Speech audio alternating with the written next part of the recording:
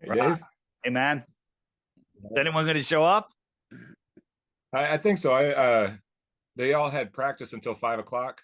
Okay. So waiting for a few. I had a friend. I invited a couple friends just in case they didn't. Okay. Couple Um, peers, like teachers or there's a few teachers I invited. Couple friends that have common ground with, and I'm one of them is just trying to get in, but I think he's having trouble with his video right now. So I'm hoping they get on here pretty soon. okay. Very cool. Yeah, it's the first time I've ever done anything like this, and I'm like kind of shell shocked right now talking to you. I've been following you for a while. Stop it, stop it. I'm just a normal guy like you. I just have a big mouth. It's I just been know. pretty awesome, like telling people about this. So, Yeah. So you're a teacher at a high school. no, my wife is. Oh, your wife's a teacher at So, a high school, yep, and she teaches good. she teaches like history, and she has a debate class and a Bible class. And So it's a this is small Christian school. The total from kindergarten to like 12th grade is only like 250 people. so this is from the debate class. Yep, yep. And And how old are yeah, these it's kids? her debate class. Seniors, so 17, 18 years old. Okay. And it's not really debate, it's a public speaking class, and she Okay. does a debate twice a month. Okay. And what she usually does with her debate is picks a topic and makes the kids learn both sides of the topic, and then she chooses the day of the debate whether what side they're going to be on. So they didn't know, but they're the ones that wanted to initiate flat earth because they know me. I've talked about it before. Okay, so So they're all interested, and I mean, some of them might be buying it, and some of them are like, "No, boats over the horizon." yeah. Yeah, and that's one of the main ones. They're I'm like, I didn't have any video or anything to show them, but that's like a couple of the first things they got me with was like, or tried to say was a boat over the horizon. I'm like, well, I got video to show them. Like, you get the right camera with the right zoom on there, and like I was telling about the P900 camera, and I'm like, yeah, you get the right camera, and you can bring the boats right back, and you know, then like I said, I texted you the one of the girls is from Chile, so I was showing her on the map how the sun goes from the Tropic of Cancer to the Tropic of Capricorn, and how our seasons are different. She's like, "That's right, our seasons are completely opposite from Chile to the U.S." So it kind of like when she said that to confirm what I said, it made a pretty big impact in the class. It was pretty funny. Oh, you know what? I can do that. Yeah, I was kind of afraid this was going to happen. Yeah, they see, like I said, we were talking Friday. Tom was there with me, and they all seemed really excited when I said it. But they had their volleyball and soccer practice until 5 o'clock. All right, so they're did do you know the questions, the globe, the reasons they think the Earth is a globe? Because we can just go So, over them if they don't show up. um, Why so not? they're talking a lot about gravity, and I kept telling them that's just a theory and explaining like density and buoyancy and stuff like that. Um, You don't need a me. You lot of got it. a lot of space questions. Um, trying to see here. You don't know how to work on Zoom, do you? Um, One of them was talking about On that flat Earth. how gravity pulls people. It would pull people away from center They if watched we. the I couldn't VSauce remember how video. even. I, I know it because VSauce tells you, oh, here's the disc Earth, and you're standing here, and as you walked away, you'd have to lean forward, and by the time you got over here, Yeah, you'd be standing sideways because they're strawmanning that gravity's pulling you to the center. Okay, no flat earther thinks yeah. Maybe using her video. that.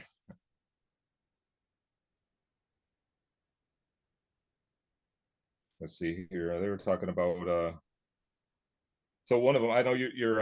It's usually your podcast partner that gets into like the biblical stuff, but they were talking about like I even knew they were going to bring it up because there's only like two scriptures in the Bible that talk about the globe or the ball or No, whatever, none the of them talk rounder. about a ball. None of them talk about the globe. Yeah, Matthew, I think it's Matthew, talks about the circle of the earth. Go look up Yeah. what a Yeah. circle is. A circle, this is the definition of a circle, is a line on a plane where every point on that line is equidistant from the center. That's what a Yeah. circle is by definition. Okay. Yeah. A And ball is not a that was circle. one of the scriptures they brought up was circle. And I'm like, well, a few chapters before that in Isaiah, he actually says ball. So like Yeah, but you got to you, make them look up circle. Wikipedia even gets it right. yeah. Okay. But a Yeah. circle is a line on a plane, right? And then, speaking of models, the Globers say, you don't have a model. Well, we kind of do. Water lays flat and there's no curvature, and airplanes fly straight and level over the earth plane. And, the globe model doesn't work because the FAA, and when they test all aircraft, they say they use a flat, non-rotating plane, flat earth plane as a model. That's what they use. They use our model to test their airplanes. Yeah. Yeah. Hey, didn't you say like in the like the first chapter of the flight law or manual when they're learning to fly, it says that imagine yourself on a non-rotating stationary plane or something like that? Yes. And yeah. So yeah, Adriana is here. Is Adriana a student, a child? Who's Adriana? Hi, Adriana. She's a friend. You're unmuted. Hello. Hello. Are you? I can't tell how old you are. Are you a student? No, I'm 46. Oh, I thought you were 17 or 18. I couldn't figure it out. Oh, well, bless you. Thank you. And so you're a friend. So gun to your head, is the Earth a globe or flat? You have 2 seconds. 1, Flat, 2. for sure. Okay. You got a whole bunch of flat earthers here. I'm hanging out with a bunch of flatties. And all of us were super excited to meet you. We were just expecting the kids to be here to talk to you too. All right. It's amazing. It is truly amazing. It's hard to find globe earthers. It is. And the ones that claim to be globe earthers, they don't want to talk to you. They don't want to hear anything. Right? We have a friend. Good. Go ahead. No, I was gonna say I have a friend that I literally went to elementary school with, local guy, and we were out the other night, and he brought it. I don't bring it up with him because he's in the Matrix, and except for one very important thing, and he's like, "There's no way the Earth is a globe. You're anti-science." I'm like, "No, I'm not." He goes, "Well, you have no proof of the globe," and I'm like, "Okay, we can see too far. Water's flat. All the stuff." And he goes, "Well, we look at the Whitestone Bridge, you can't see the bottom." I go, "Yeah, but you shouldn't be able to see the top." Okay. And the reason, and I explain why you can't see the bottom because of, the angle and the waves and everything. He goes, "No, you're wrong. You're wrong." And I'm like, "Well, let me show you the curve calculator." "No, it's wrong. It's wrong." Right. And then he's like, "You don't have any science." I try to explain something. "Nope, I'm not going to listen to that." It's like some people have this block and they just can't. They refuse to hear the evidence because it'll mess them up, because then they're going to have to change their mind. Mm-hmm. Yeah, we have a friend that's just like that. He was actually born the day that they landed on the moon, supposedly.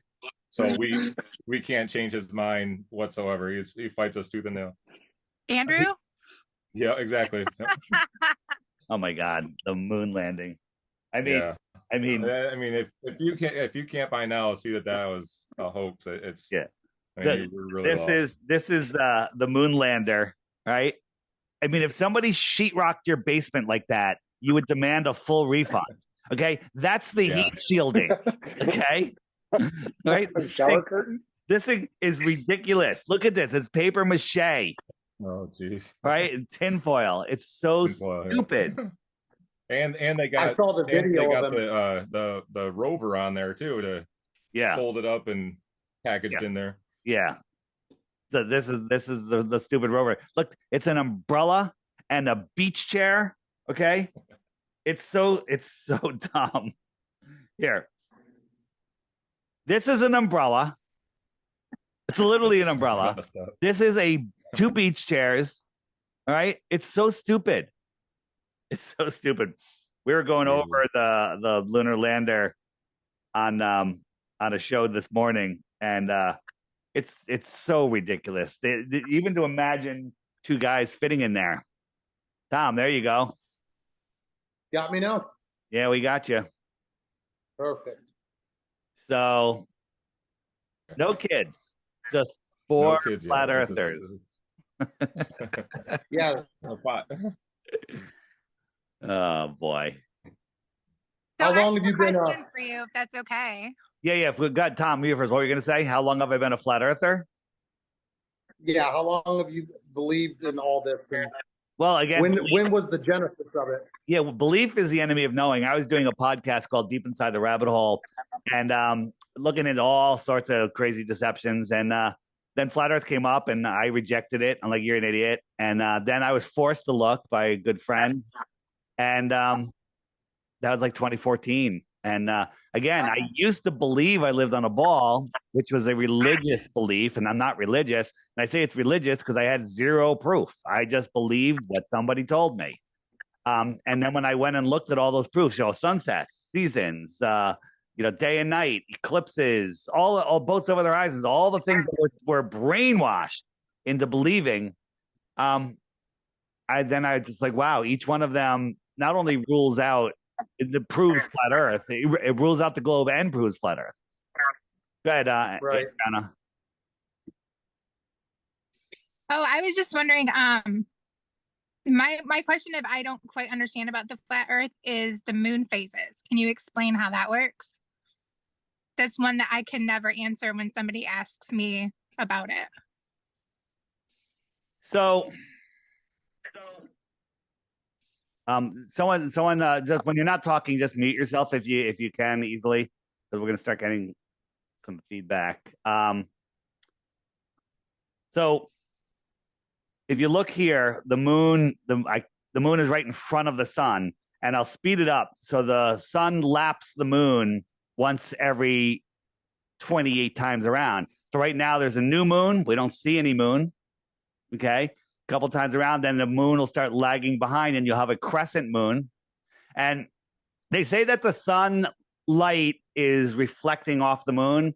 I don't believe that at all, because we can prove that's not true with the brightness that we see the moon and the inverse square law of light. However, I do think that the sun's energy is tied to the moon, and the moon is self-illuminating with the position of the sun in mind. So the moon's phase is getting bigger and bigger as the moon gets farther and farther directly opposed to the sun. Now, the sun and the moon that we see, I don't believe are the actual sun and the moon. I think they're more of a projection inside of our dome, and what we call our azimuthal grid of vision.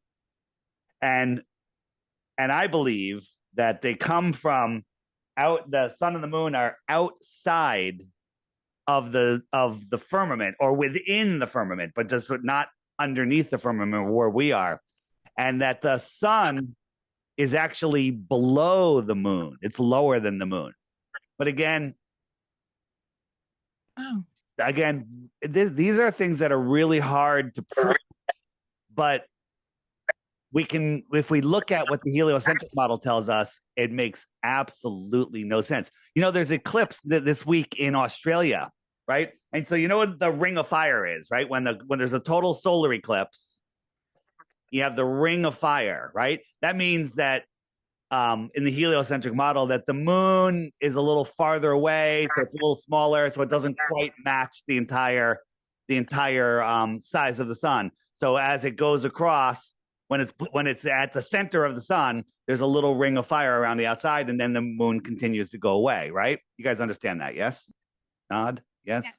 Okay, so this eclipse is going to start out as a ring of fire, and then it's going to go into a total eclipse where there's no ring of fire, and then it's going to go back to a ring of fire, and then whatever is eclipsing the sun is going to exit the face of the sun. This is unexplainable in the heliocentric model. Now, in the flat Earth model, with everything being close, it makes sense. The moon could come in close, right, and then it can get farther away. I don't know. We got to work it out, but it doesn't make sense. The thing is, we don't know exactly what causes a lunar eclipse, the shadow of the Earth on the moon. Okay. That's what they tell us it is, but we can prove that it's not the shadow, right? That it's not the shadow of the Earth. Take a basketball and get a single source light and face it at a wall or even the sun and put the basketball on the ground and look at the perfect shadow of the basketball on the ground. It's got a perfect curve to it. Now move it away from the ground or away from the wall. And before you're 10 feet away, there's no more shadow. There's no sharp edge. It's completely blurred out, right? So how do we get a shadow of an Earth on a moon 250,000 miles away with a perfect curve? And this is hard for people to wrap their minds around because we're never taught to think this way. But the shadow of the Earth on the moon, the shadow of a ball onto another ball doesn't come in as a perfect curve and exit the same way. It comes in as a tight ellipse. It spreads out and then it leaves as an ellipse, right? So if I did it on, I can't show you because you guys can't see that. But you guys have heard of the Seleninian eclipse, of course. Yes, no?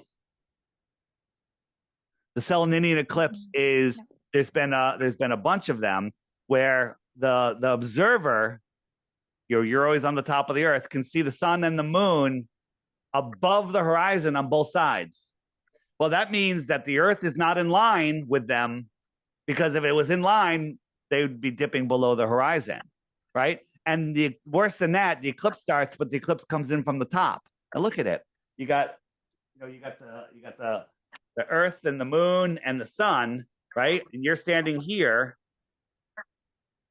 It's not going to eclipse until something is dipping below the horizon. And how's the shadow going to come in from the top? So does that tell us how an eclipse happens? No.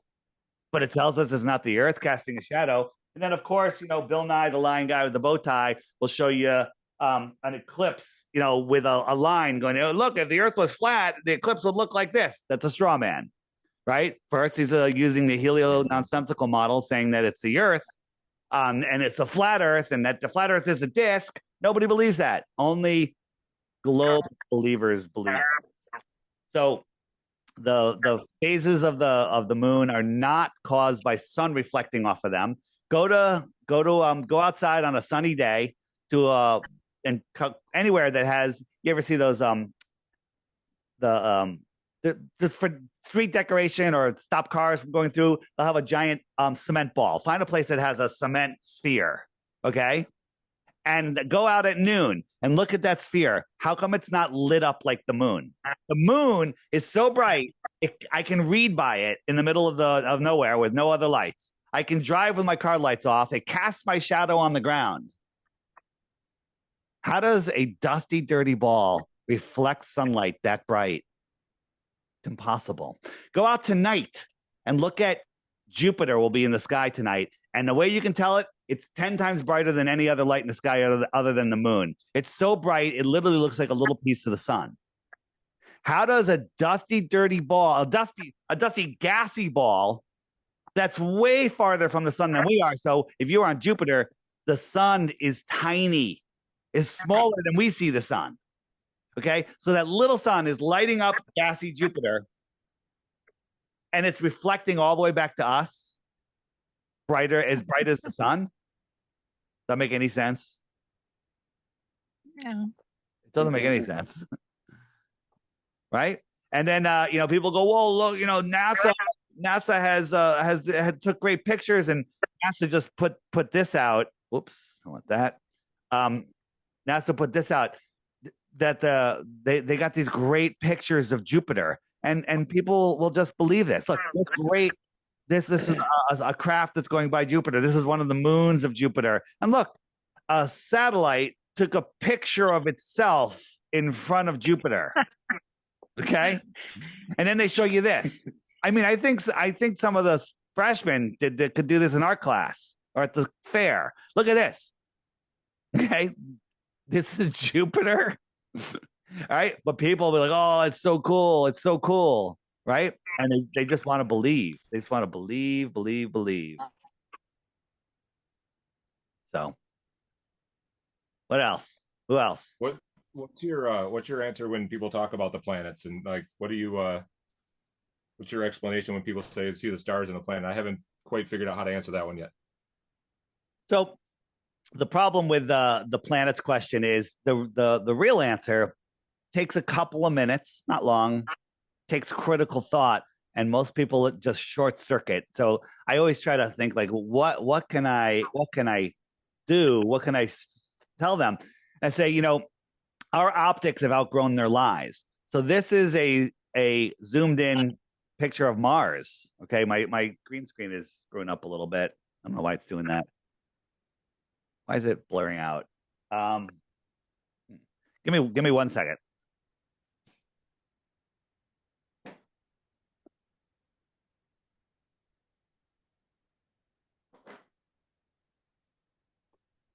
And that's worse.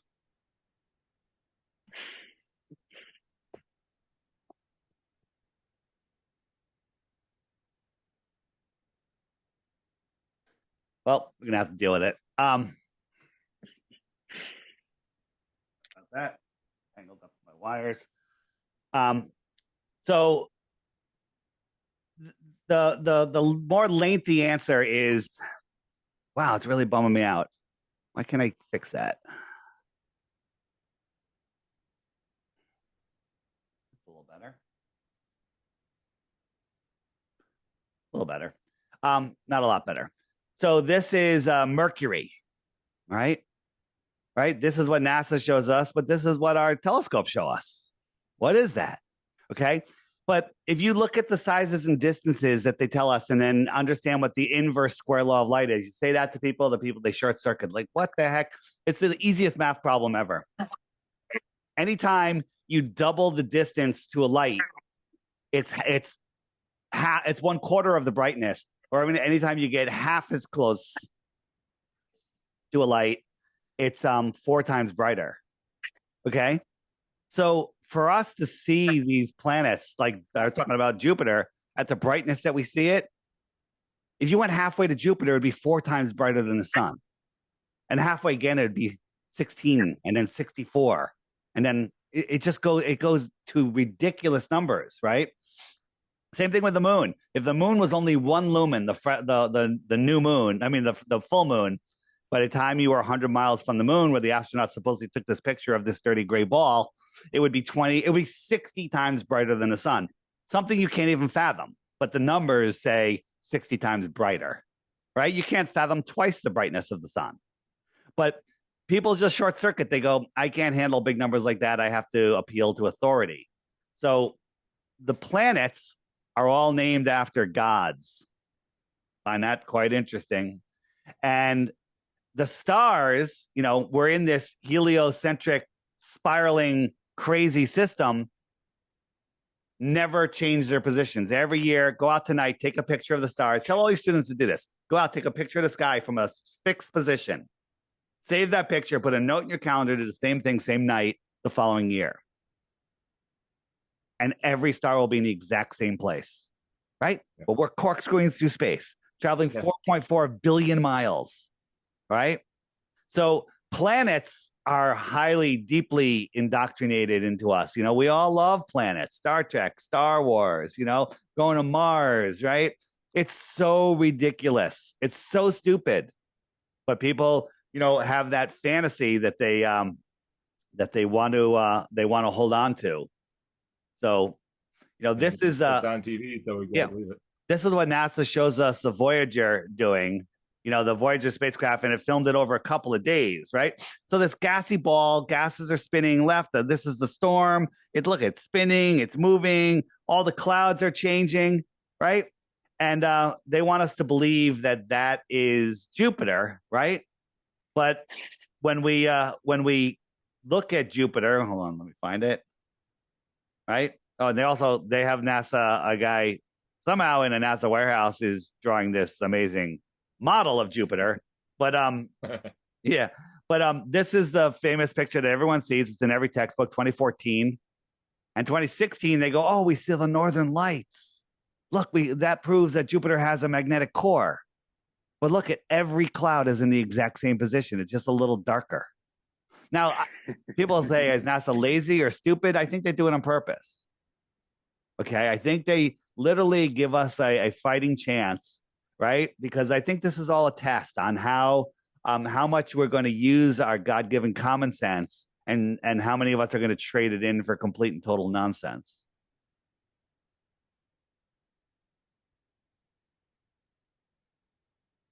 Yeah, it's interesting. And then they came out with this picture in 2022. Again, it's a painting, right? And then, when people talk about planets, I'm like, well, they get a picture of all the other planets, but why not Earth, right? Why don't we have any? Well, we have tons of pictures of Earth, right? I remember in 2017, they put out this picture, said pollution, it's really bad. It's dimming the Earth. We're dimming the Earth. And I was like, wow, yeah, it certainly looks dimmer. But as you look, every cloud is the same. Okay. Everything. It's the cloud. Look, are they stupid or are they lazy or are they literally telling us? Okay. Every cloud is the same. It's crazy. Yeah. I did use that talking about the lumens of the moon or the brightness when I was talking about a little bit about that. Like, if the moon it's so bright in the sky, why are all our pictures from NASA dirty and dusty and you can't see anything? What about there's a live ISS feed? How could they can't fake that? Well, you know what? We've tracked the ISS and it's like, all right, it's going over California right now. And we look outside, it's a blue sky day and ISS shows pure clouds. Okay. So it's all nonsense. But here's a shot from the ISS. Supposedly, this is literally just from an airplane or a balloon or whatever. And if you look at all of this, it's in that circle. Wow. Okay. So this is literally a quarter of the Earth, a quarter of the curve, right? It's already curving. It's all in that circle. This is just a fisheye lens from a high altitude camera, not even that high, right? And so, but people don't want to deal with that, right? They're like, well, flat Earth is stupid. Look, a disc floating in space, everything would fall off the edge, right?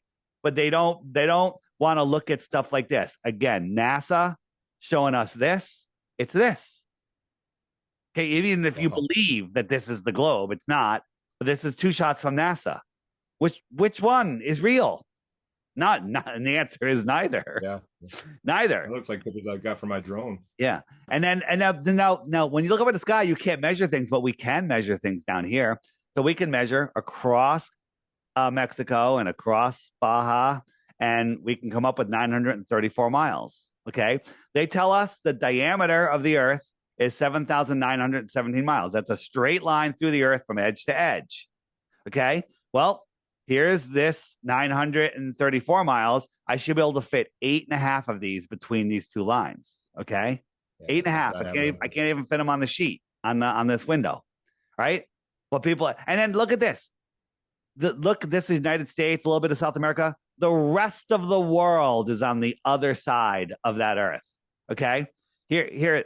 This is what they're showing, and all of this other land is on the other side of that sphere. and now this is so stupid because you guys are awake. You're looking at this and you're like, oh man, it's so dumb. But other people will go, it doesn't make sense. I can't wrap my mind around it. And therefore I have to trust the people that told me because they have their PhDs. They've been peer reviewed. The people that peer reviewed candles rejected the light bulb. Okay, because that's going to put us out of business, right? We're not gonna allow that. That's crazy. Okay, right? Another one. This is here is Africa, right? This is all of this is on the other side of that ball, right? All of that. It's ridiculous. And people say, well, they didn't have Photoshop back when we did the Apollo and stuff. First of all, they probably had Photoshop in the 1800s. Okay, if you really look into our history, right? But you don't need Photoshop. So when I ask you, look at this picture. Do you think somebody could paint this so you couldn't tell the difference? Yeah, there's some talented people out there. It'd be pretty hard, right? Do you think somebody could paint this So you'd believe it was a globe? And the answer is, this is a painting, and this is also a painting. This is a painting. It's a photorealistic painting, and it's amazing, right? You don't need Photoshop. You need one friggin' artist. Okay? And we had a whistleblower in 2014. What's his name? Math Powerland. And he was a NASA visual artist, and he painted, he said he painted some, Earths for NASA. And then the other guy, Robert Simon, he's the one that painted this one here, the blue marble, right? He said he made it in Photoshop. He used Command Z a lot, right? These are all NASA images. Which one do you like, right? Stupid, right? It's just stupid. And so this, I kind of like feel. What's that? Say again. I said that one from the top. It's for stupid. Yeah. And then they show us a time lapse like this. Like, well, what is this? This is just a little stop motion, and the clouds don't change again, but it's hard to tell because they make it so fast so you can't really look at it without taking it down. Yeah, it looks like North America just keeps going around and around. It doesn't look like anything else. And then they, Australia, what color is Australia? Why are they showing the Earth like this? They just keep changing it. They keep changing it. And this is the blue marble. It was on everyone's iPhone, part of the hypnosis, right? And you guys have seen this. You zoom in and look, stepped and repeated. Same clouds, right? Same clouds. They're stepped and repeated. And they admit it. The only people that claim there are photos of Earth are globe believers that don't listen to NASA, because NASA says they don't have any.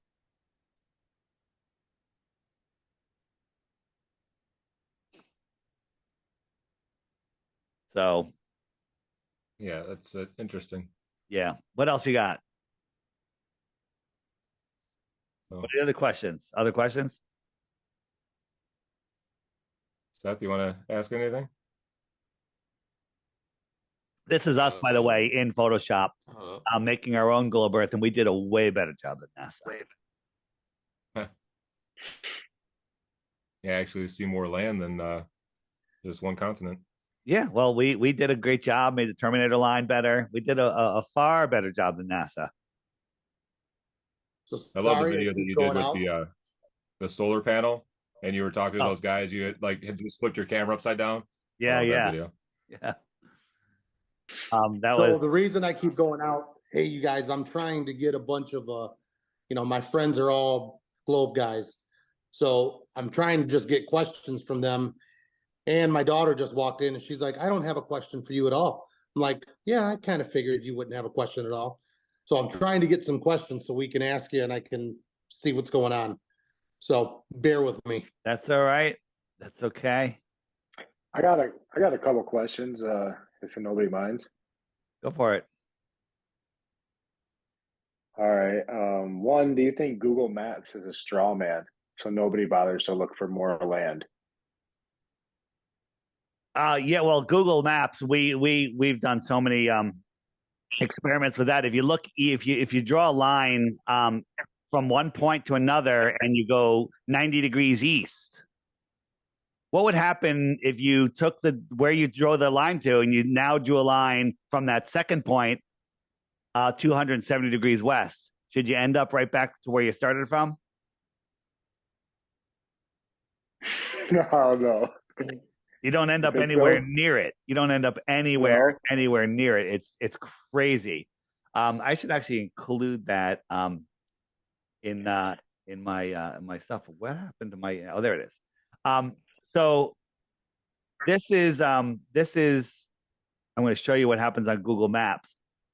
So Google Maps allows you to take the measuring tool. You can do this. Just go to the Google Map on your web browser, and you take out the measuring tool.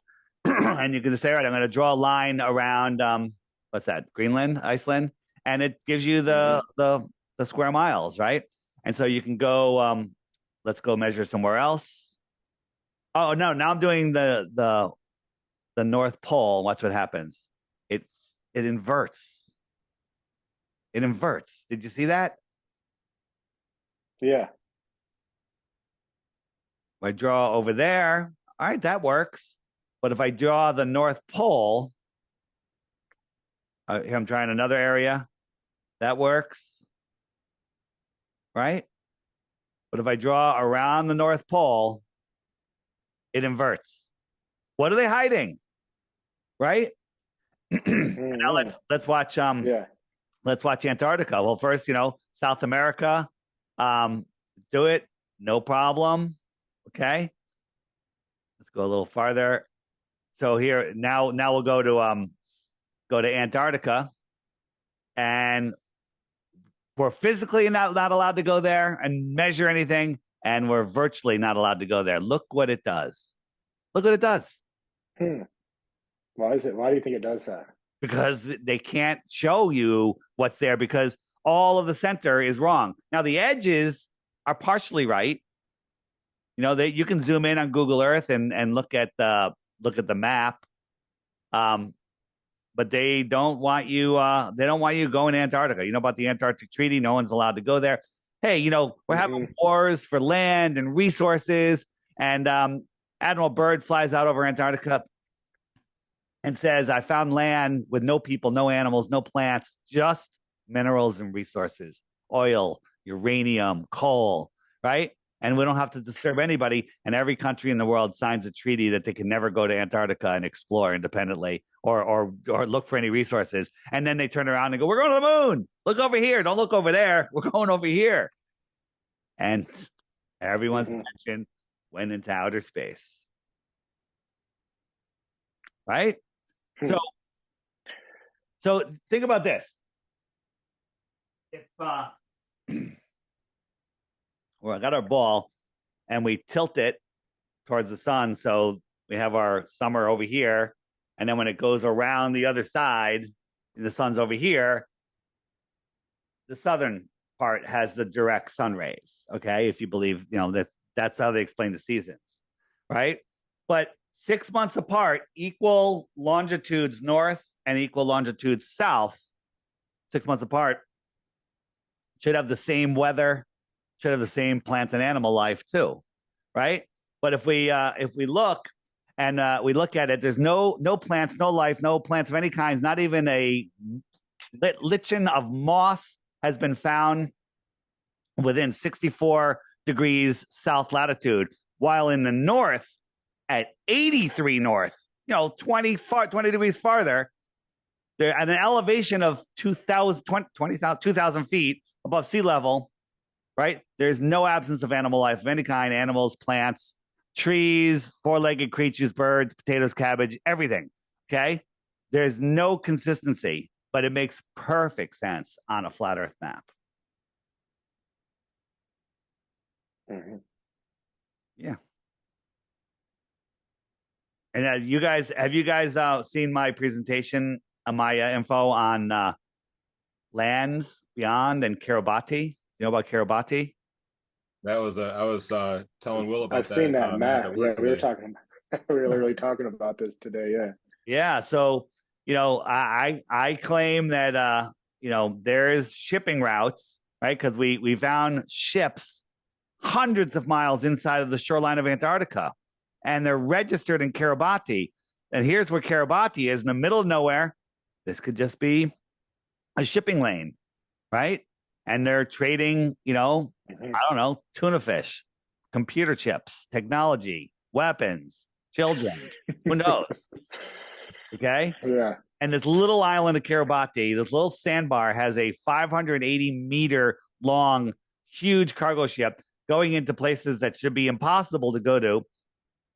The United States, China, all these other countries are saying Kiribati is a very important trade route.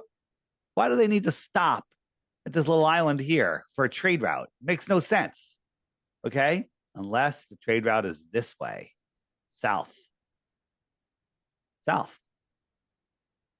Was it one of your videos where I heard that there was technology in like the 1800s or something like that, like flat screen TVs and electronics like that were discovered or thought to have come from the outer areas? in the book section, there's a bunch of books, but one of them, the main one, is called The Iron Republic. And it's a story of a politician that got fed up with what was going on, sold everything, got a ship, went to Antarctica, found an opening, got sucked into it. Then it was lost at sea for 3 months. They couldn't find the bearing on the stars. Nothing made sense. And they found land. They saw a city. And then in the morning, they waited for daylight. And a ship came out. A boat came out and greeted them. They spoke English. And they're like, hey, we're from America. Where are we? And they're like, well, this is the Iron Republic. And they're like, where's the Iron Republic? And the Iron Republic goes, well, Iron Republic's on the other side of the ice wall, about the same distance as the United States is. And they didn't quite understand. And they went, they landed, they stayed there for like 10 years or whatever. The guy fell in love, got married. And it was a whole story about technology there, like floating cars and flat screens and a whole different type of money system and government, and everybody was equal and all of this stuff. And then finally, his wife died. Actually, he was distraught. He got his ship back and he made it back to Florida, where he told the story, wrote a whole bunch of articles. And now you guys know, like, if you wanted to find the cover, the episode, the issue of Time magazine where they had Hitler as Man of the Year, you can find it. Okay. And you can find it on eBay. You can find it. You can find anything. Okay. So these articles were written in a series of articles in 1901 in Florida Magazine. You can't find a single copy. Okay. There's a couple of electronic PDF copies. You can't find a single copy. It has been removed from existence because they don't want you knowing about this. There's a whole bunch of stuff in here. And this is one, you can recommend it to the class. They'll love it because it's really short. But there's a series of 3 books called The Navigator Who Crossed the Ice Wall. This is phenomenal. Phenomenal. The Navigator Who Crossed the Ice Wall, you can find it in the app. And it'll blow your mind. Basically, it's the story of Star Wars here on flat Earth, not in outer space. Everything's the same. You have friendly lands. You have hostile lands. There's trade routes, all sorts of stuff. And they tell the story of people traveling in between these worlds. And they say that all humans are connected to this source energy. So they have the source. What does that sound like? The force, right? It's the same thing. Star Wars is a true story happening here on Earth. Okay. And so we live like in this pond, and then these other ponds across the plain, right? Another pond, right? Are other worlds, right? We live literally at the center of this pond, right? Here's extra territory, extraterrestrials could live here. And that's just our pond. Here are other ponds, just tens of thousands of miles away, not ridiculous, impossible light years to an infinitely distant expanding universe right here. And what do you call a piece of a plane? What would you call a piece of a plane? Anybody? Anyone hear me say it? A planet. A planet. A planet. Okay. It's crazy. You know what's crazy? The globe is crazy. The globe is absolutely crazy. And the more and more I launch this, it makes me believe that. Yeah, it's and you don't need to speculate what's above us or what's beyond the shoreline of Antarctica or even 60 degrees south, which they don't allow you to independently explore, to prove the Earth is flat. That's easy. Water lays flat. The salt flats, 300 miles. The Bolivian salt flats, I think they're 300 miles, and there's no change in elevation. Right? Sonar on submarines sitting at the bottom of the ocean can see another submarine over 100 miles away. There'd be a mountain over a mile tall between them if there was curvature. Okay. Between the sonar and the radar, that's what really got me when I first started getting into this. I think you had a video about a retired fighter pilot that was describing how radar works in his fighter jet. Yeah. And, like sees so far in the distance, but it has to have different categories for up and down and straight ahead. And in the app on the web button, if you hit full length videos, There's some great ones in there, and there's one about a whole bunch of military whistleblowers talking about their weapon systems and what they can do and what they can see. All of this stuff is being hidden. You know why? That's what gets a lot of people like, wait, why are they hiding that? You know, they'll have, you know, you can look up stuff on the Loch Ness monster and aliens and all this stuff. Well, how come you're not allowed to talk about flat Earth? Right? You Google flat Earth, you get all of the propaganda they want. Right? When you look up flat Earth, you get all of these these paid or possessed shills putting out stuff. But if you ever come across a flat Earth debunking video, go to this button, debunking the debunkers. We have our reply video to that. Google won't show you that, but go here, watch it, and then you'll be like, oh my God, I can't believe I fell for that nonsense. Right? All flat earthers have the same thing. That we have the same feeling, and it's, how the heck did I ever believe in the ball? Right? That's the hardest thing, because when you understand that we don't live on a spinning ball, you wonder how you've been so stupid your whole life. It's true. That's what I was telling them too at the debate on Friday. I said I was 46 when I figured this out, 45, 46. Like, I'm trying to give you guys an advantage. I mean, it's teaching you this 30 years earlier. In the app, if you hit the little house, that's the homeschooling button. These are homeschooling worthy channels, right? Logic and Reasoning is a phenomenal one. This is Austin Whitsitt gets it. He gets into the really, really good stuff. I told you about John Levy, mud floods, and Tataria, our melted past, if you will.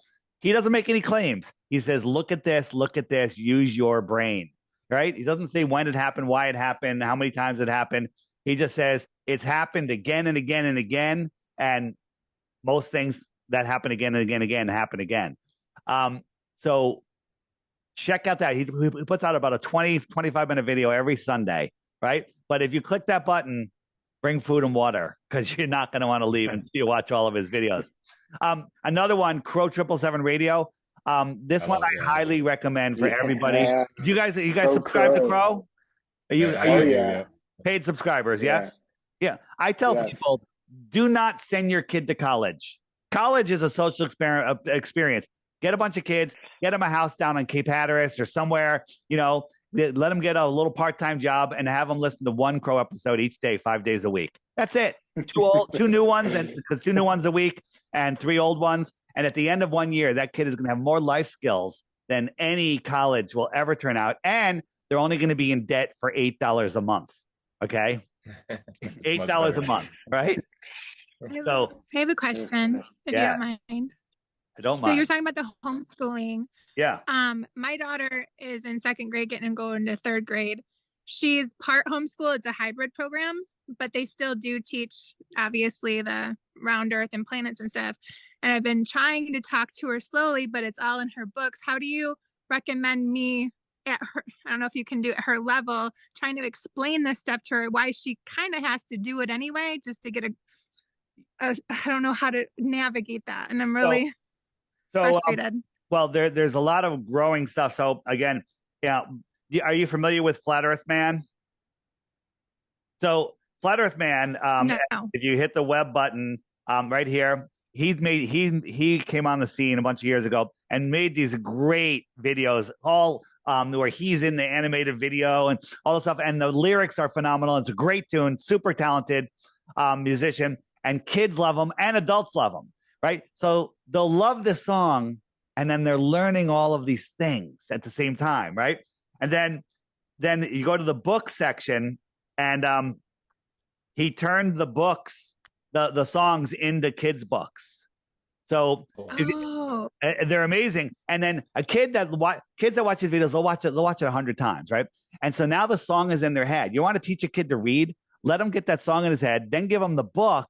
It's got the pictures and the exact same lyrics, and they're going to be able to learn to read because the words are already in their head. It's the fastest way to teach a kid to read.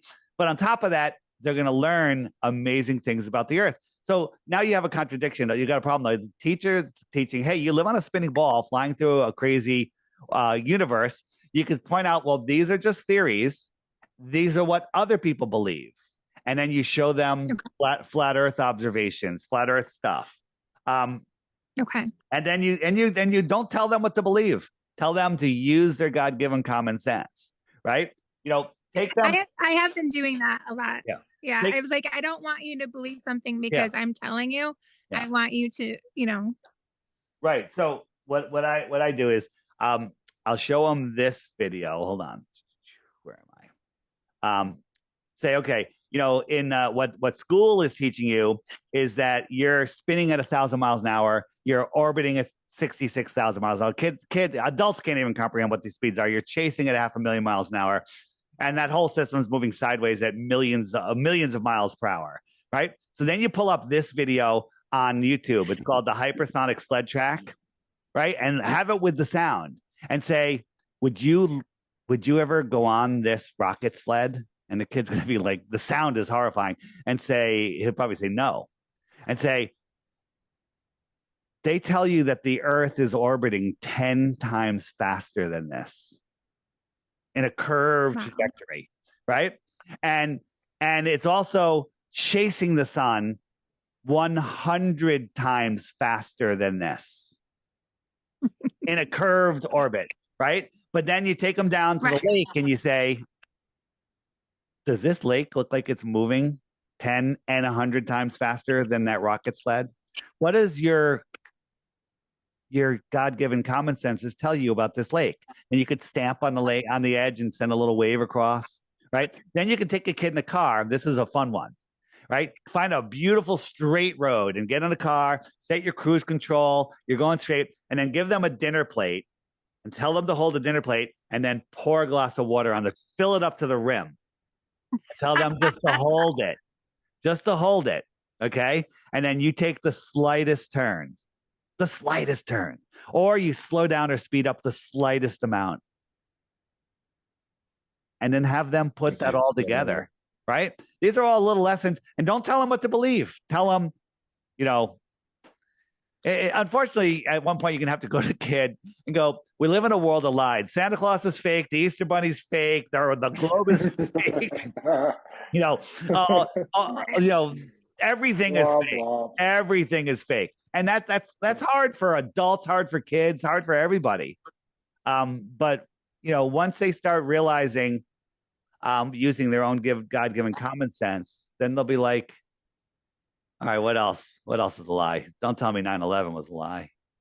Oh boy, that's what got me started. Yeah. Well, thank you. That's a good advice. Also, on the app, if you go into the friend finder, you guys know about the friend finder?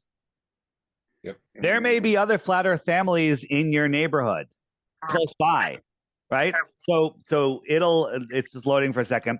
So this is going to show you, I'm not showing you my screen. Where am I? So these are all of the other flat earthers in my area. Now I can look at their profiles. I could send out a group message. There's also, if you hit the chat button, there's also different groups. And one of them is called Raising Flat Earth Kids, right there, Raising Flat Earth Kids, right? You go in there and there's all people having discussions about, flat Earth, how to teach their flat Earth kids. And it's amazing. And the group's growing. There's only 30 people in it right now.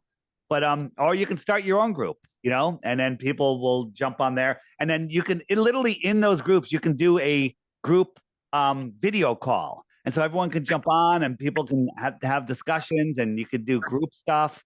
So you don't even have to be local. Right? You with me? Yeah, that's great. Yeah. So I'm just trying to say, this is the beta test group. And if I hit the little, the thing, look, now you can see me. And then anybody that's around on their phone, they're going to see that and they're going to jump on and they'll start talking. And you can have a whole group. And even just for, here we go. Hey, did you do the Boston Marathon today? Yeah, got done today. No, you're the man. This is Run Boston Bear. And he just did the New York Marathon. No, the Boston. Oh, wow. Boston Marathon. Sorry, Boston Marathon. Awesome. Are you in a hospital bed? No, I would be. It was my 11th year in a row. I did a 252. 252. That's not bad. I like that. Huh. Not 211 though, huh? I love Lowry. All right. Oh, Lowry, dude, Lowry, we're having a meetup. Anyone that's listening to this, no one's listening to this because we're not live. We're having a meetup in Stamford, Connecticut. Anyone near Connecticut? Any of you guys? No? We're all in Michigan. Oh, you're all in Michigan. We're having a meet up.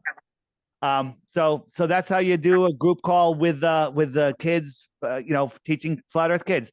Find 1 or 2 people, and then you guys can collaborate and you come up with many more lessons than I just came up with. All right, guys. Larry, I'll talk to you later. I need to talk to you. Bye. Fun, right? That's in the flat Earth. Flat Earth kids. That one. That was just another group. But if I did it in that group, all the people in that group would start jumping on. Okay. So again, this is a tool that helps you get around Google censorship, find like-minded people. Every blue dot is a very awake, aware, cool person. Never met a blue dot I don't like. Yeah. So, Who's the new person? oh, we got a new person. Let's see. I think that's Tim. We have Sure Steph and iPhone. So, iPhone, you're unmuted. Oh, it's Tim. Tim. Is Tim Tim and Seth? Yeah, I'm a friend of Ron's. Yeah, Seth is a student. He's my son also. Okay. And Tim is a friend of mine. I just told him to jump on because we're running out of questions. Seth, do you have any questions on any proof of the globe? Not particularly, but if you got a really powerful laser at one side of the ice wall and then you shined it at the other, could you see it at the other side? Well, lasers spread out over distance, but because of perspective, they look like they're going in a straight line. You couldn't send light that far because the atmosphere is thick. It's like being in a giant swimming pool, the Olympic-sized swimming pool. Even though the water's clear, you can't see the far side of the pool, and the atmosphere works the same way. You can't see that far. Some of the farthest we can see is literally just under a couple 100 miles. Let me just show you a quick example. So this is where is it? Canigou. All right. So this is a spot in Alusia, France. We're looking out, and Mount Canigou's out here, 270 miles away. I think 270. 270. I think that's the number. But you can't see it because flat Earth explanation is the light that's bouncing off of it can't push back to your eyes. It's not bright enough to push back to your eyes. Now, the Glober explanation is, well, Mount Canigou is so far away, it's 175 miles. The top of the mountain should be over a half a mile below the horizon, okay? It should be a half a mile below the horizon. That's globe math. That's not flat Earth math, all right? And that's why you can't see it. But the sun migrates to the Tropic of Cancer, Tropic of Capricorn, but twice a year it lines up with that viewing spot and Mount Canigou. Now, the sun is much brighter. Its light can push through the atmosphere. And all of a sudden you go, oh, look, here's Mount Canigou in its entirety. The very top right here should be a half a mile below the curve if the Earth was flat. So there's only 2 options. One, the sun and the Mount Canigou are below the horizon, and they're magically stopping right at eye level, and everything beyond them is rising to eye level, and everything in front of them is rising to eye level. So everything rises to a different level. So it's all conspiring to trick you that the Earth is flat, or maybe the Earth is flat, or the Earth is 1,000 times bigger than they tell us. Mount Canigou in its entirety. How about that? When you talk about it possibly being 1,000 times larger than they tell us, what do you think as far as like the firmament, or have they ever found an end to that? I mean, is there any proof that even exists, or there's no? There's not proof. There's not proof that. I mean, there's so much evidence, but again, until you and I can go there and touch the firmament or anything. But, if you look in the encyclopedias from the 1950s, they talk about at 85 degrees south that the firmament is at 13,000 feet. Okay. And if you look at Project Fishbowl, where they were shooting bombs up at the sky, they were exploding and hitting something. Right. And you could see them, and it looked like they were trying to punch a hole in the sky back in the 1950s. That's what created the ozone. Maybe that's a possibility. And let me show. I just want to show Seth something. So our eyesight, we have clouds up here and the water down here, and as they go into the distance, they just come together due to perspective. And where they meet, that's the limit of your vision. That's your horizontal eye zone. Horizontal eye zone. Horizon. Okay, and so we can zoom in on things and open that up and make them bigger so we can see them. Because when something gets so small, you can't see it. So out here, there's no boat, right? So we're zooming in. And as we zoom in, we're increasing the angular size. And all of a sudden we go, oh, look, there's a boat. Now, a glober would say that boat was over the curve, right? So now watch. I'm going to zoom out now. And these little waves in the foreground, like my finger, is going to hide the whole boat. See how my finger can now hide the boat? Right? And it's going behind these little waves, and then it goes out of your horizontal eye zone, or it's beyond your horizon. And globers have hijacked that and told you it's Earth curvature, when the fact is we can zoom in and see things that we shouldn't be able to see, right? And people say, well, the Earth is so big, you can't see, according to globe math, at 9.4 miles, there should be 59 feet of curvature. And that's the camera's 1 foot off the water here. Okay. But not only can we see this entire rig that 9.4 miles away, we can see the surface of the water for dozens of miles beyond it. And that should go way, way down. Okay. It should be hundreds of feet, but we can still see it. Water at rest lies flat, period. And it has to be inside a container as well. Right? It needs a container, right? You need a container. Antarctica is the highest land on Earth, right? That is the shoreline of our world, right? Antarctica is the shoreline of our world. It contains the water. It contains the water. I was looking for, what was I looking for? Oh, I know, I got it. So this is how they've hidden the flat Earth. Ready? I'm going to show you. This is how they've hidden it. So here's the map of the world. What if they took the map of the world and they just drew this circle? Okay. And then they got rid of the rest of the map. And then in a computer, they wrapped that part of the map around the globe and said, this is where you live. This is all that there is. Right? South America, America, there's really nothing else. This is the whole world. And then you weren't allowed to explore. So now imagine the world has a whole bunch of ponds, and we live in the center of this pond right here. Okay. And they did the same thing. They cut it out. They wrapped it around a globe. And they said, this is where you live. This is all there is. And you are not allowed to explore south. And all the countries in the world will stop you from exploring south. That's called a prison for your mind. That's the Matrix. Prison for your mind. They don't want you understanding where you live. They don't want you understanding the true power that you have. They want you becoming a debt slave in their corporate system. Okay. So people say, well, what difference does it make? What does it matter? Right? Because they don't want you to know that your thoughts create your reality. Okay. Your thoughts create everything you have in your life, good or bad, is because of the way that you think. Right? But if they can cut off your thinking, put it in the matrix inside that globe, you can no longer think beyond that. You tell somebody there's more land. They're like, what do you mean there's more land? I don't understand. Well, because they're on a globe. They don't understand that there is the outer space where there's more territory, more terra, more land. Extraterrestrials come from the extra terra. Scientifically possible here on a flat Earth. Right? Space is scientifically impossible, right? The closest star, this is a question for Seth. Seth, I'm picking on you, okay? The closest star is 4.5 light years away, they tell us. That's the closest one, right? Excluding our sun, which is supposedly a star also. And that's 25 trillion miles, okay? Now, they never really taught us about trillions in school, right? Like, well, trillion, million, billion, trillion, what's the difference?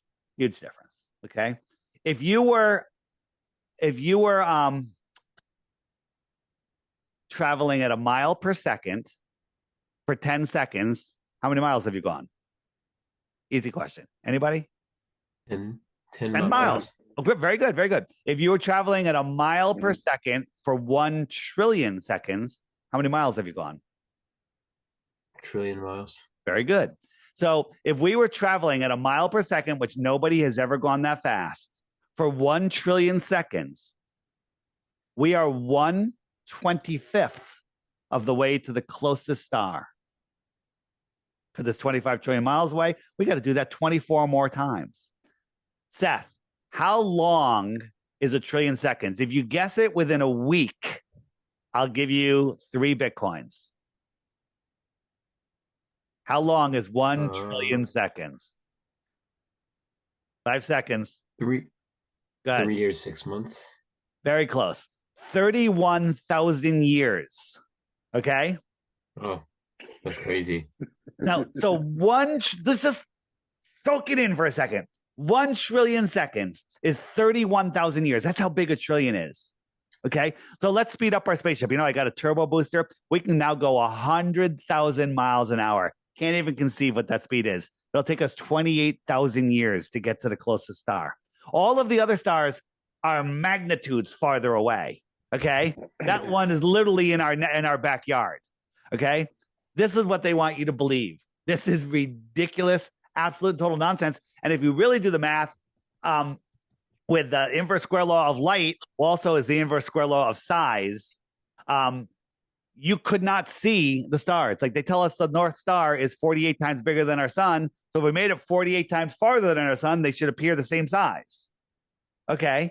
Well, we can prove to you that if we moved our sun, it's 8 light minutes away, at a light hour away, you couldn't see it. It'd be so small. So if we made Polaris 48 light hours away, it would be too small to see, right? 48 light hours, that's 2 days. They tell us it's 433 light years away. People's minds explode. They go, I can't handle these big numbers. I'm going to have to defer to the textbooks by the Rockefellers, that the Rockefellers funded the textbooks. And they're the ones that said, I don't need a world of thinkers. I need a world of workers. Okay. I don't want critical thinkers. I want workers. Okay. Seth, drop out of school. No, don't tell them that. Don't tell them that. Drop out of school. I don't want to subscribe to Crow. Start gardening. Go hike. Right. Learn how to do some stuff and go for it, man. All right. Sorry about that. So that was the closest. That was the closest star, right? That's the closest one. The other ones are so much farther. It's ridiculous. Okay. So and on top of that, we're traveling at 500,000 miles an hour, rotating at 66,000 miles an hour, and turning at 1,000 miles an hour. Yet they all stay in the same place every year. Yeah, all the stars go to the exact same place. They never change. Okay, they never change. It's so dumb. It's so dumb. It's so dumb. So one of the pictures I was trying to bring up when I was doing the debate, since Seth's here, I wanted to show him. Do you have the one with the Chicago skyline handy from Michigan? Since we're from Michigan, that one always. I should have that one, but I don't think I do. I don't have that one. That's a really good one. That is. There's lots of good ones. I mean, that is a good one. So you know what we did? The weatherman said, "Well, that's a mirage. It's a mirage." Well, a couple of our guys got a boat from the point where that picture was taken on a day that you can see it. They got a camera and then they went 50 miles across the lake. Okay. Keeping it in frame the whole time. Okay. Never lost it. If it was a mirage, it would have disappeared at some point. It would have risen higher, gone lower, faded out. But it's not. And then there was a great video. We've lost it though. Of a time lapse, 24-hour time lapse of Chicago, day and night, changing weather, changing temperatures, everything. And it never moves. Everything just stays exactly where it is. Everything. That's right. That's awesome. And people get they're like, well, the bottom of the building is missing and you can't see the beach. That's because there's waves out here and they look like a horizon. Look at these balconies. They're all the same height. Look, they're getting compressed. This is called atmospheric compression. And this little wave right here is like my finger, right? Can my finger hide my entire face? Well, if my finger was closer to you, it could. Right? So you have to understand how perspective works, how things in the foreground. So not only a little wave in the foreground, something going farther away, it's getting smaller and smaller and smaller, and it's hiding behind that. And then you can't tell the difference, right? You can't tell the difference in these things. Here's some of those army guys with their little flat bottom, the base, but you pull back and the base disappears and their legs start sinking into the ground. Okay. And then there's all sorts of atmospheric stuff. This is Skunk Bay, no tide here, right? Right. And it's you watch the beach disappears, the buildings disappear at some points. Okay. Move this. Oh wow. Yeah. So you watch the buildings come and go. This is just, look at it. It's gone. It's a time lapse just during one day, right? So is the Earth flexing, or are we having atmospheric, and weather conditions, right? No curvature has ever been measured, ever, right? Here's a boat. We're zooming out. Where are these boats going? Are they going over the curve, or are they just going beyond your horizontal eye zone? Good. What are you gonna say? The video you did, I think you were at like a Home Depot or something where you slid a brick across the floor. Yeah. That's one of the first ones I saw you do.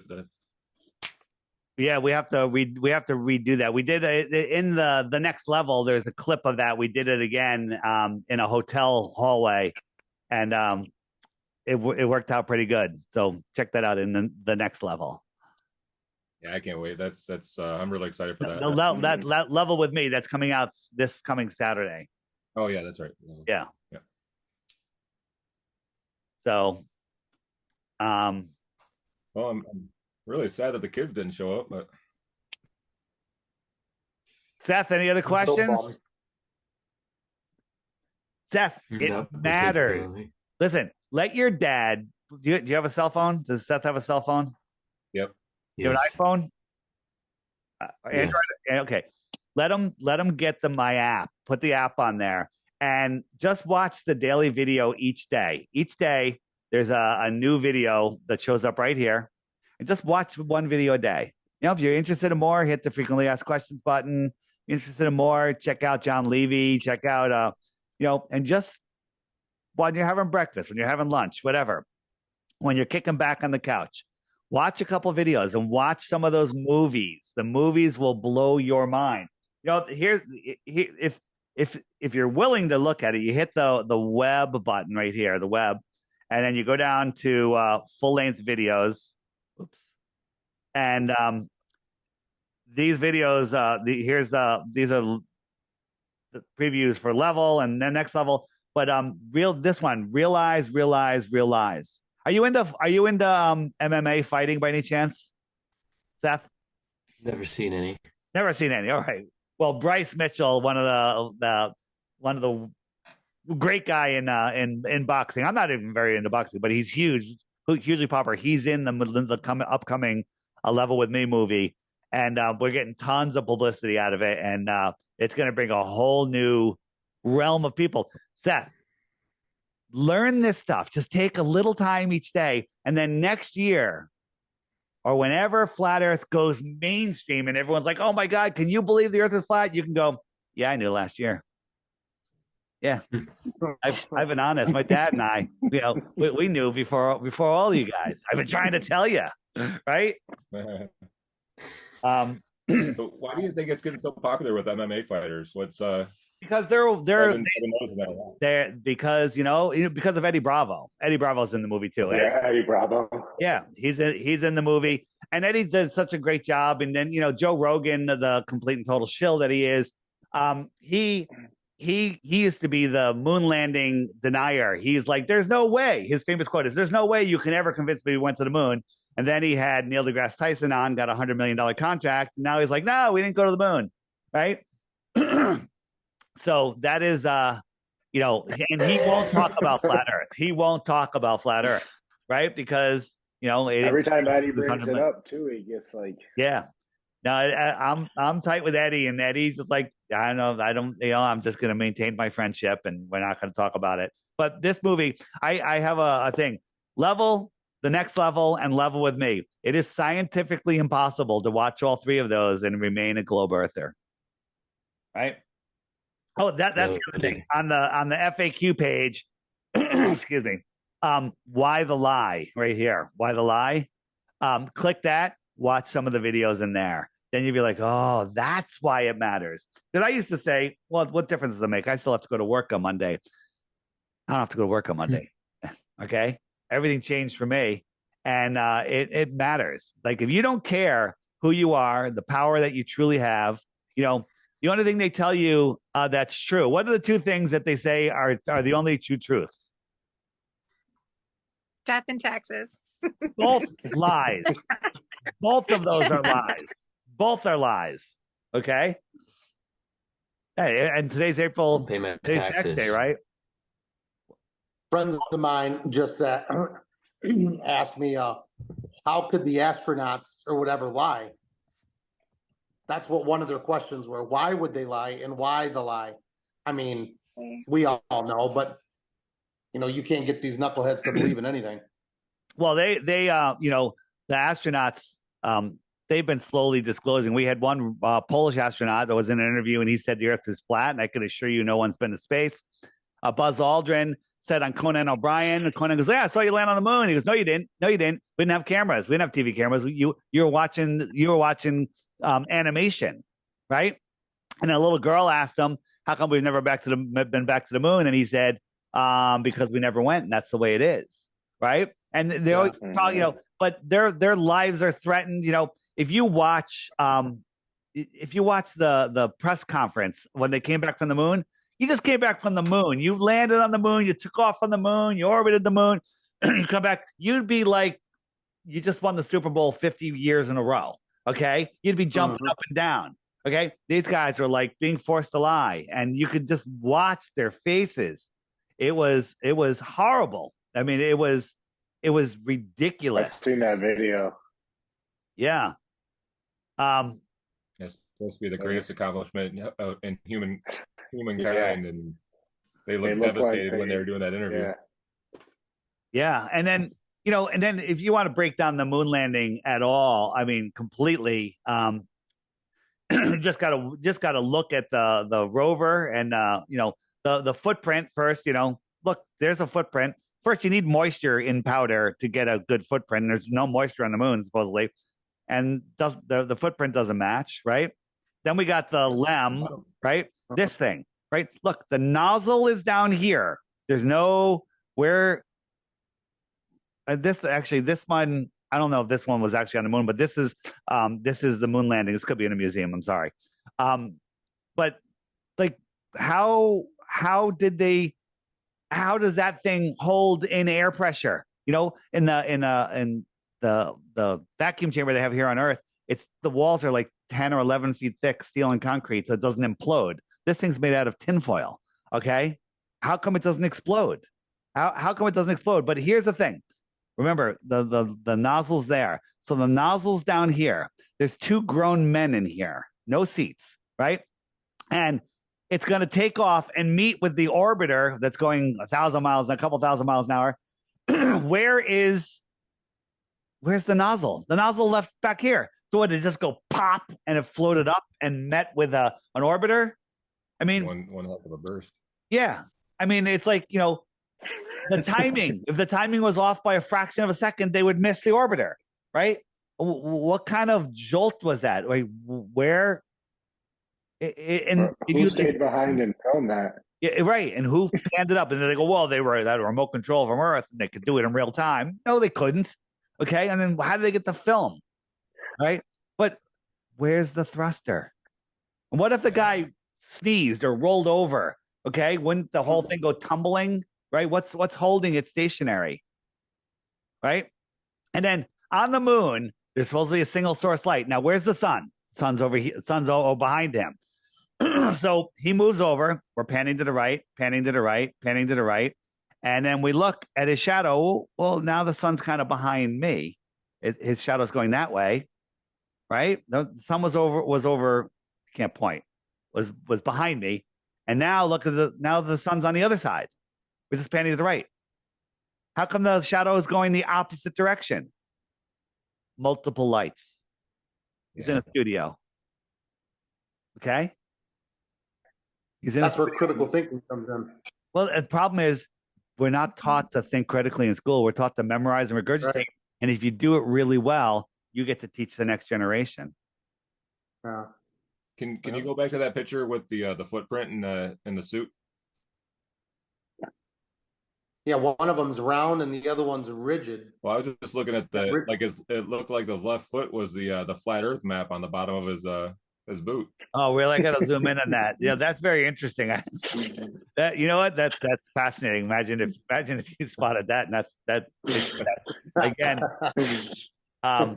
Very, very interesting. But they say, they had protective booties that they put over them, like moon boots. You know, and I read that too. Yeah, they always kind of backtrack and just keep making up crap. But just looking at the moon landings, it's absolutely ridiculous. It's absolutely ridiculous. And then, these are all of the landing spots. Well, the Earth, the same side of the moon always faces the Earth, so the Earth would be directly above them. It would never be at the horizon. But they supposedly took this picture with the Earth over there. Wait a minute. The Earth should be up there. People can't do the spatial orientation. It would never be on the horizon. Okay? Yeah, it'd be directly above them. Yeah. Right? Wow. I never thought about that. Wow. Right. Yeah, and how about this? Great. This is the third guy that was in the orbiter, never went on the moon. And he's like, oh, look, my pad floats around, and watch when it floats away, the camera pans up after it. Who's filming that? Who's filming that? Right? And then, these are this is just showing you how they had them on strings. There was a great video that showed the astronauts in this giant hangar, and they had a giant balloon. They had like a 20-foot wide balloon, and they're all hanging on balloons. And it just showed them how they do that. This is a picture of Buzz Aldrin. I think it's Buzz in Hawaii. Funny looking mountain here. I don't know, man. Jeez. Yeah. The stuff is ridiculous, right? And they're literally wearing snowboarding suits that would explode. Next time you're on an airplane, bring a water bottle on the plane with you. When you're on the ground, have it partially empty or completely empty. Put the top on really tight. Wait till you get to altitude where there's a tiny slight weakening of the air pressure in the cabin, and then open it. It's going to equalize instantly. It's expanding, right? Put it in a vacuum. Google, go on YouTube and search, like soda can in a vacuum. It explodes. And not even at a pure vacuum. Well, this thing is flying through a pure vacuum of space. It should explode, right? In level with me, we're totally exposing the Challenger, a disaster hoax. That one hurts me a little bit because that's back when I was a kid, that was. I was too. I watched it. It was like unbelievable. Yep. But they don't want you. They ruined our childhood for nothing. Yeah, they ruined it. To kick the can down the road farther. It's absolute nonsense. Right here, the Artemis guys. These are Artemis. Look at their boots. What are these? LL Bean rain boots? The little ducky. Yeah. Right? Fish farmer boots. Yeah. It just watching. This is actual footage of the LEM coming. We'll give it a second. Coming to dock with the orbiter. Okay, ready? This is actual footage. Look at these little jerky motions. it's getting into position to dock, right? They're coming closer. This is live. This is what they showed us. Look at this. I mean, you could do this yourself. And who's filming that? Well, what the LEM was coming to the orbiter. Okay. Oh, is a camera on the orbiter? Yeah, camera on the orbiter. Supposedly. Yeah. Yeah. So I got into an argument with somebody online with they were showing the shuttle supposedly floating through space. So it's supposed to be going like 17,000 miles an hour. And the guy pulls open that canvas door and it's just like flopping around. Yeah. How is that even possible? Yeah, the flop. Well, because there's no because there's no particle, there's nothing. You're moving once you're going that fast. You're going that fast, but you're going around the Earth. The shuttle's not the International Space Station or the shuttle. They're not in zero gravity. They're just traveling at the same speed as the Earth curves. So as they drop a mile, the Earth curves a mile. So theoretically, they just keep going around and around and around. And so they're free falling. But if you know anything about free fall, you're accelerating. Free fall is acceleration, except like if you're going through the atmosphere, you have terminal velocity because the atmosphere will slow you down. But in space, if the space station is falling around the Earth, essentially it should be going faster and faster and faster. So I wanted to show you, where is my shuttle? There it is. So, wait for a level with me, but they all had twins that look exactly like them that are still alive today that work for universities, and none of them spoke at any of their funerals or showed up at their sibling's funeral. Weird, right? A little weird, a little strange, but maybe astronauts are just quirky that way. So this is the external tank of the space shuttle.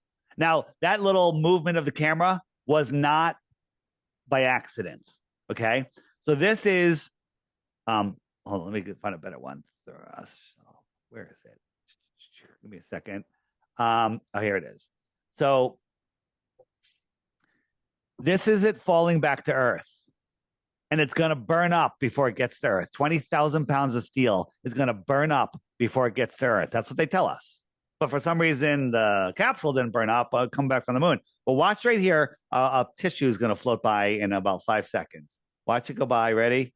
Up. Okay. So that shows you how fast this thing is going. Okay. Now, Seth, is this 20,000 pounds of steel? Or could this be in the Macy's Day Parade as a balloon? Give you a little hint. That kind of looks goofy. Yeah. NASA controls all of the helium on Earth. They use more helium than anybody else. This is a helium blimp. Okay. And now here's the worst part. This thing is falling so fast it's going to burn up. So it's falling. Who's filming this? Is there a skydiver filming it? Falling at the same speed? He would have the same problem burning up, wouldn't he? Is there an airplane following it? No, right? No, Dad, he's not made of steel. But let me tell you who's filming this.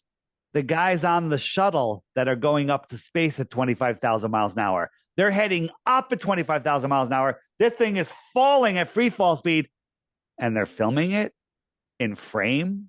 Like this. This is where people go, I can't understand that. It doesn't make any sense. I have to defer my my common sense to someone that's going to lie to me. No, you can't figure it out because it doesn't make any sense because it's a lie. Now I say, hey, this is the balloon and there's a helicopter following it. Oh, that makes sense. Makes perfect sense. Look at this. You see this little thing right here? Did you see the little white thing? Mm-hmm. So there's something about to recover this that is camouflaged, and somehow we saw it for a little bit. Let me see if I have a better recovery. Is this the one that has the recovery? I think I have it. Do I have it? Shuttle balloon. Oh, here it is. So this is one where we change the contrast and we watch. So here it is. Let me go forward. Oh, here, this is the one that you wanted. When I said, here's the Earth from the International Space Station. Pretty cool. Where's the land? And I get Glober saying, well, they're over the ocean. You know, you can't see the land. And I was like, well, no, this isn't from the International Space Station. This is from our front yard, and we just turned the camera upside down and put a solar panel in it. Okay. And we have zero budget. NASA gets $71 million every single day. Okay. $71 million, right? To fake space. Now watch. Here's Felix jumping from the Red Bull jump. Watch how fast he falls. Okay. Could you zoom in on him? Not easily. And you're going up in a rocket ship. And somehow you're able to film this thing like this. But watch what happens. All of a sudden we saw something show up on the side here. And we're like, what is this thing? Right? And we don't know what it is, right? Ready? It's gonna come and on the right side. 3, 2, 1. There it is. You see it? What was that? What was that? It looks like a fixed wing, like drone style aircraft, like a 4-copter craft, right? Wow. What is it? Again, we don't know. We're like, I was hoping some military guy could look at that and go, oh, that's the X-wing, 420, whatever. Here it is again. I turned it sideways. Right? What's it doing? Camouflage with the clouds. Yeah, maybe it has some sort of like screen on it that, they have planes that have screens on the bottom and cameras pointing up, and they make a television screen on the bottom of what's above them, and they're invisible. So there it is, high contrast. Wow. Weird. So I'm not claiming I know what it is or even what it was doing. Maybe there's 2 of them filming it, and that's what's filming this. Maybe it's the recovery. I don't know, but it ain't filming a 20,000-pound canister falling to Earth that's about to burn up. Okay. And you definitely weren't supposed to see that. Nope. Yeah. Dave, I appreciate your time. I've got to get off here. Do you do any of these public forums where you have like Q&As or someplace we can get on? No, but I'm always willing. If somebody has a public forum where we can do that. Occasionally I do. I have a Patreon Zoom call, but I don't do it that often. So okay. But if you come up with something or come up with a group, of doubters, today I'm hanging out with a bunch of flat earthers. I know, right? I really appreciate doing it. Yeah. I'm sorry that the kids didn't show up. No, that's all right. And Seth, I understand. Listen, your dad's a flat earther. All of your friends think flat earth is crazy. And if you could become a flat earther, you're going to have to deal with a lot of ridicule. But you know what? Part of growing up. And you know what? You'll be a better man for it. Them. Yeah, screw them. If I could show you the text thread of the questions I was trying to get my buddies to ask, and how much they ridiculed me over the last 30 minutes. Yeah. You'd crack up, but it is what it is. Yeah, well, every single one of those stupid arguments, they're all flat earth 101. They're all stuff that they've never looked into. The spin of the earth doesn't matter because I could drink a glass of water on an airplane, right? And I can go to the bathroom. I was like, well, if you want to compare the motion of an airplane to the slowest motion of the earth, which is the spin, you have to double the speed of the airplane because it only goes 500 miles an hour. You got to change it to 1,000. You got to remove the outer shell of the airplane because the earth doesn't have an outer shell, the globe. And you have to nosedive at 1 mile a minute, which is as fast as a skydiver without a parachute open. Okay. Yeah. Now tell me how your glass of water is doing. Dave, I got to run. Thanks again, my friend. I appreciate it. Thanks, guys. See ya. All right. So later. So the couple I told you I was going to give you a couple of things to go. There's a Instagram. Seth, you on Instagram? Yeah. So there's an Instagram and it's all one word. I'm the improbable dreamer. I'm the improbable dreamer. All one word, lowercase. and he does stuff on the lies of history, all 1-2 minute videos. He's got videos of giants. He's got videos of airships in the 1800s, all sorts of stuff, cities under cities under cities, crazy stuff. But when you see it, you can't unsee it. So that's one. The other one I recommend is in the homeschool section, John Levy or any of that stuff, to really learn about the lies of this world. And it all relates back to flat Earth, because the globe lie is how they limit your mind to make you think that we're on an overpopulated world. We're running out of dinosaur juice, which is nonsense.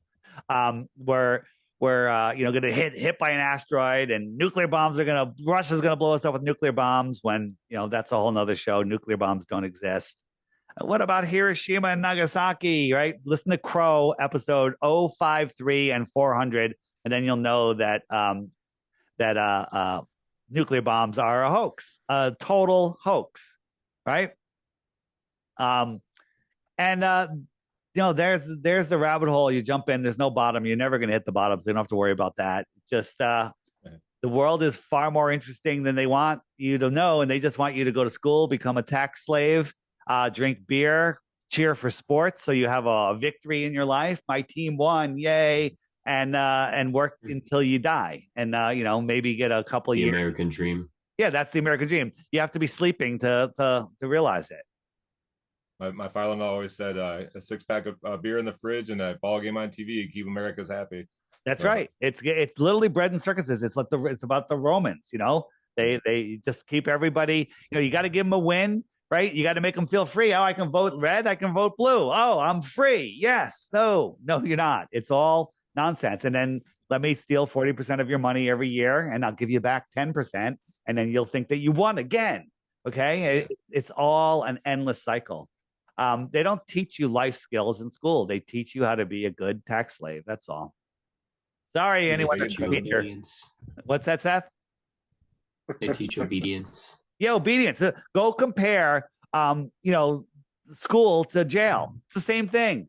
Bell goes off. You go from here. They serve you your food in a tray. If you're doing the food program, yeah, and you have to ask to go to the bathroom. It's so dumb, right? And then they force you to learn, managerial accounting and calculus. Seth, have you ever heard of sacred geometry? Have you ever heard of vortex mathematics? Right? They're not going to teach you that in school. That's the stuff that'll free your mind. That's the stuff that's amazing. But again, I want to write those down. Vortex mathematics. Yeah. If you go on YouTube and search vortex mathematics, a guy by the name of Randy, and he's got a whiteboard, just start watching a couple of his things and you'll be like, oh my God. And, vortex mathematics and sacred geometry, that's what Tesla was into. And you just really learn about that. They don't teach you about cymatics. They don't teach you anything about frequency. They don't teach you about Raymond Reif and his frequency machines that cure cancer and all other diseases. 1930s, they killed him and they took his technology. Although there are still some machines around. No, he just died out of the blue. Don't do you mean? He died. They shut him down. That's what they tell you. Yeah, they shut him down right after. And so there's so much deception. But the thing is, once you free your mind and understand what this world is, there's really nothing to be afraid of. And you can live to your full potential. All right, guys, that's about it. Yeah, I thank you so much, Dave, for hanging out with us. And now are you guys cool if I put this on my channel? Yeah. Definitely. Yeah. Okay. And then you have a link. You can show it to them. And, any of you students that didn't show up here, 3 Bitcoins. I'll do 6 Bitcoins for you guys. 6, right? 1 glow proof. I told them too. I told them all if they let me know if they got Android or Apple, I'll get them the app too. So okay. I'm just waiting for them to ask me. All right. Yeah. And then just show them, the daily video, the frequently asked questions, all sorts of stuff. And there's a new trivia game on there. That's always fun to play with Globers because they don't even know their own model. How many times does the Earth spin in one day? Half of them get that wrong. Oh, that's sad. It was so nice to meet you, David. All right, guys. Nice meeting you. I appreciate this. All right. See ya. Thanks. Bye. Thanks. Bye. Bye.